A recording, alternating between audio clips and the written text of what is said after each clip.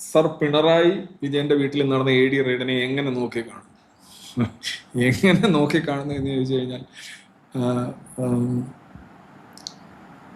നിങ്ങൾ ഉദ്ദേശിക്കുന്നത് അത് ശരിയാണോ തെറ്റാണോ എന്നാണോ? ആ കേസിന്റെ കാര്യമാണോ ഉദ്ദേശിക്കുന്നതെങ്കിൽ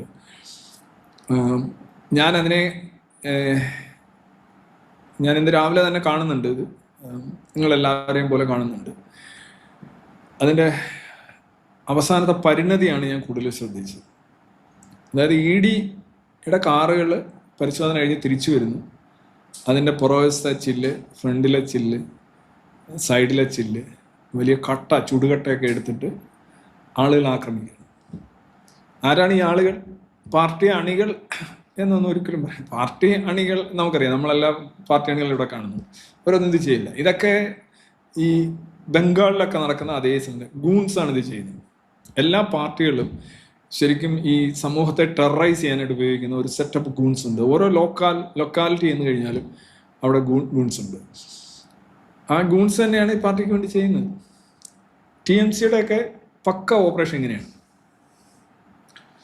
ഞാൻ ബംഗാളിൽ സമാനമായി ഇത് തന്നിട്ടുണ്ട്. അവിടെ EDയുടെ ഉദ്യോഗസ്ഥന്മാരും അല്ലെന്നുണ്ടെങ്കിൽ BSFന്റെ ഒക്കെ വരുമ്പോൾ അവർക്കെതിരെ ഇതേ കണക്ക് ലോക്കൽസിനെ സംഘടിപ്പിച്ചുകൊണ്ട് അവരുടെ വാഹനങ്ങൾ തടഞ്ഞിടുക. അത് സർക്കാരിൻ്റെ ഒരു പിന്തുണയോടുകൂടി ആണ് പലതവണ നടന്നിട്ടുള്ളത്. അപ്പം ഇത് ED അന്വേഷണത്തിന് വന്നതാണ്.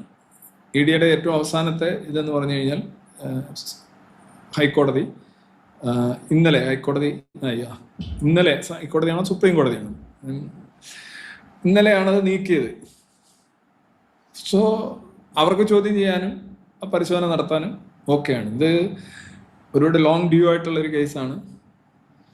ഇത് ഈ പറയുന്ന കരിമണൽ കർത്ത എന്ന് പറയുന്ന ആളുടെ പുള്ളിയുടെ ഒരു ബുക്കുണ്ട്. അതിനകത്ത് പല പല നേതാക്കന്മാരും പ്രതിപക്ഷത്തുള്ളതും ഭരണപക്ഷത്തുള്ളതുമായ നേതാക്കളുടെയൊക്കെ പേരുകളുണ്ട്.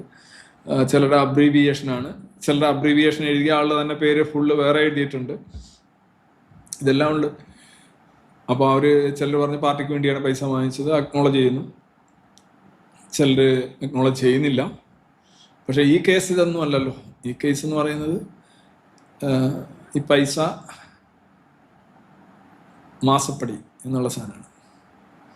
അതായത് കേവലമായ ഈ എക്സൽ, മൈക്രോസോഫ്റ്റ് വേർഡ് ഇങ്ങനെയൊക്കെയുള്ള വളരെ 1990കളിലെ ഒരു സംഗതിയെ അത് മെയിൻറ്റെയിൻ ചെയ്യാനും അത് കറക്റ്റ് ചെയ്യാനായിട്ട് ഒരു കമ്പനി ഒരു സ്വകാര്യ വ്യക്തിയോട് അതിൽ വലിയ വൈദഗ്ധ്യം ഉണ്ടോ എന്ന് പോലും വ്യക്തതയില്ലാത്ത, അല്ലെ അങ്ങനെ ഒരു ലെഗസി ഇല്ലാത്ത ഒരു വ്യക്തിക്ക് മാസം 5 ലക്ഷം രൂപ എന്ന നിരക്കിൽ, ഞാൻ അതിൻ്റെ ഒരു വേറെ ബോർഡ്സിൻ്റെ ഓർമ്മയെന്ന് പറയുകയാണ്, 1.7 crore കൊടുത്തിരിക്കുകയാണ്. MS Office, MS Excel.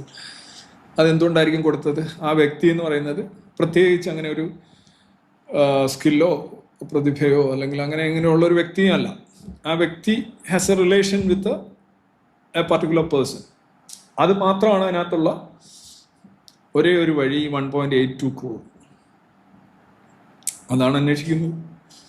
അതിനകത്ത് 1.82 crore നികുതി കൊടുത്തു, ടാക്സ് അടച്ചു എന്ന് പറയുമ്പോൾ അവിടെ ആ വിഷയം ഇല്ലാതാവുകയല്ല, മറിച്ച് അത് കൂടുതൽ എംബോൾഡൻ ആവുകയാണ് ചെയ്യുന്നത്, കൺസോൾട്ടേറ്റഡ് ആവുകയാണ് ചെയ്യുന്നത്, സിമൻറ്റഡ് ആവുകയാണ് ചെയ്യുന്നത്. അപ്പോൾ അത് സംഗതി ശരിയാണ്. നമുക്കാർക്കും കിട്ടുന്നില്ലല്ലോ 5 ലക്ഷം രൂപ ഒരു മാസം വെറുതെ. നിങ്ങളുടെ അവിടുത്തെ നിങ്ങളുടെ വാഴയൊക്കെ ചരിയാതെ നോക്കിക്കൊള്ളാം, ഒരു 5 ലക്ഷം രൂപ വെച്ച് മാസം എന്നൊക്കെ പറയുന്ന പോലെ ഉള്ളത്. അപ്പോൾ അത് വളരെ ഒബ്വിയസ് ആയിട്ടുള്ള കാര്യമാണ്. അത് കറപ്ഷനാണ്. അതിനകത്ത് എന്തെങ്കിലും തർക്കം ആർക്കെങ്കിലും ഉണ്ടെങ്കിൽ അവർക്ക് എന്തെങ്കിലും ഒരു പ്രശ്നമുണ്ടെന്നാണ് ഞാൻ കരുതുന്നത്. It's A real corruption. അത് ഇൻഡയറക്റ്റ് ആണ്. അപ്പോൾ അത് അന്വേഷിക്കാൻ വരുന്നു. അന്വേഷണം അതിൻ്റെ രീതി നടക്കട്ടെ. ED എടുക്കുന്ന കേസുകളെല്ലാം കൊഞ്ഞട്ടയാവുന്നു. EDയുടെ കേസിൽ കൺവിക്ഷൻ റേറ്റ് ഇല്ല, എല്ലാം ശരിയായിരിക്കും. പിന്നെ BJP ചേർന്ന് കഴിഞ്ഞാൽ ED കേസ് ഇല്ലാതാവും. എന്തായാലും ഇവിടെ കഴിഞ്ഞ കുറേ വർഷമായിട്ട് ഈ കേസ് ഇല്ലാതായില്ലല്ലോ. ഈ കേസിൽ ഇത് വന്നില്ലല്ലോ. അപ്പോൾ അത് നെക്സസ് ആണെന്ന് പറയും. തിരിച്ചു വരുമ്പോൾ നെക്സസ് ആണെന്ന് പറഞ്ഞു, നെക്സസ് അല്ലെന്നല്ല ഇപ്പോൾ തെളിഞ്ഞത്. എന്തായാലും എനിക്കതിനകത്ത് യാതൊരുവിധ അത്ഭുതവും ഇല്ല. This is something likely to happen. അതിനകത്ത് ഒരു കള്ളക്കേസാണെന്നോ വ്യാജ കേസാണെന്നോ ഞാൻ കരുതുന്നില്ല. അത് വളരെ ജെന്യുവൻ ആയിട്ടുള്ള കറപ്ഷൻ ആണത്. കറപ്ഷൻ അല്ലെങ്കിൽ അത്ഭുതമായിരിക്കും. അതാണ് എനിക്ക് എൻ്റെ ഒബ്ജക്റ്റീവായിട്ടുള്ള എൻ്റെ ഒരു, നിങ്ങൾ ചോദിച്ചുകൊണ്ട് ഞാൻ പറഞ്ഞതേ ഉള്ളൂ. പിന്നെ അതിനോടനുബന്ധിച്ച് നടത്തി കാട്ടിക്കൂട്ടിയ അക്രമം, ഞാൻ എപ്പോഴും പറയാറുണ്ട്, അക്രമമാണ് പൊളിറ്റിക്സ്, ഇറ്റ്സ് വയലൻസ്. ഒരു വിഭാഗം ആളുകളെ വെച്ചുകൊണ്ട് അക്രമം അഴിച്ചു വിടുക, രാഷ്ട്രീയമായി നേരിടും എന്നാണ് പറയുന്നത്. എന്താണ് ഈ രാഷ്ട്രീയമായി നേരിടുന്നത്? ഒരു കറപ്ഷൻ കേസ്, ഒരു എക്കണോമിക് കേസിനെ എങ്ങനെ രാഷ്ട്രീയമായി നേരിടാൻ കഴിയുക? ഒരു ചാനലിൻ്റെ ഫ്ലോറിൽ വന്നിരുന്ന് അങ്ങോട്ടും ഇങ്ങോട്ടും ചാടിക്കടിച്ചുകൊണ്ടാണോ ഒരു കേസിൻ്റെ മെരിറ്റ് തെളിയിക്കുന്നത്? അല്ല, അത് ഫാക്ട്സ് ആൻഡ് ഫിഗേഴ്സ് ആണ്, അത് എവിഡൻസ് ആണ്. ചില പറയാം ഞങ്ങൾ ജനകീയ കോടതിയിൽ പോയി തെളിയിക്കും എന്ന് പറയുന്നത്. ജനകീയ കോടതി എന്ന് പറഞ്ഞൊരു കോടതി ഇല്ല. അത് വല്ല സാഹിത്യ, അതൊരു ഫിക്ഷണൽ സാധനമാണ്. വല്ല ചാനലുകളുടെ പരിപാടിക്ക് അങ്ങനെ ഇടാൻ പറ്റും. അല്ല, ജനകീയ കോടതി എന്ന് പറയുന്നൊരു കോടതി ഇല്ല. അങ്ങനെ തെളിവെടുക്കുകയും പരിശോധിക്കുകയും അന്വേഷിക്കുകയും കണ്ടെത്തുകയും വാദപ്രതിവാദങ്ങൾ നടക്കുക, അങ്ങനെ ഒരു കോടതി എന്നൊക്കെ പറഞ്ഞാൽ നല്ല ഉദ്ദേശിക്കുന്നത് സത്യം, വസ്തുത, തെളിവ്, ഇതിനനുസരിച്ച് പ്രവർത്തിക്കുകയും തീരുമാനമെടുക്കുകയും ചെയ്യുന്ന സാധനത്തിനല്ലേ കോടതി. ജനകീയ കോടതി ഒന്നുമില്ല. ജനകീയ കോടതി എന്ന് പറയുന്ന സംഗതിയേ ഇല്ല. അതൊരു നോൺ സ്റ്റാർട്ടറാണ്. അങ്ങനെ ഒരു സംഗതി ഒരു കാലത്തും നിലനിൽക്കുന്നില്ല. എങ്ങനെ കാണുന്നു എന്ന് പറഞ്ഞു കഴിഞ്ഞാൽ വളരെ നിർഭാഗ്യകരമായിട്ടുള്ള അപലപനീയമായിട്ടുള്ള ആക്രമണമാണ് ED-ക്കെതിരെ ഇന്ന് നടന്നിരിക്കുന്നത്. സമൂഹത്തെ ടെററൈസ് ചെയ്യാണ്. ഞങ്ങൾ ആക്രമിക്കും, ഞങ്ങളുടെ കള്ളം അല്ല, ഞങ്ങൾ നടത്തിയ ഒരു കറപ്ഷൻ പുറത്തു വന്നു കഴിഞ്ഞാൽ ഞങ്ങൾ ആക്രമിക്കും. അത് വളരെ ഒബിയസാണ്. ഇപ്പൊ K. കരുണാകരൻ്റെ വീട്ടിൽ റെയ്ഡ് നടത്തി, അല്ലെ ആന്റണിയുടെ വീട്ടിൽ റെയ്ഡ് നടത്തി എങ്കിൽ സമാന ഒരു വിഷയം ഇതേ കണക്ക് ജനങ്ങൾക്ക് ജീവിക്കാൻ വയ്യാത്ത അവസ്ഥ ഉണ്ടാവും? ഇല്ല.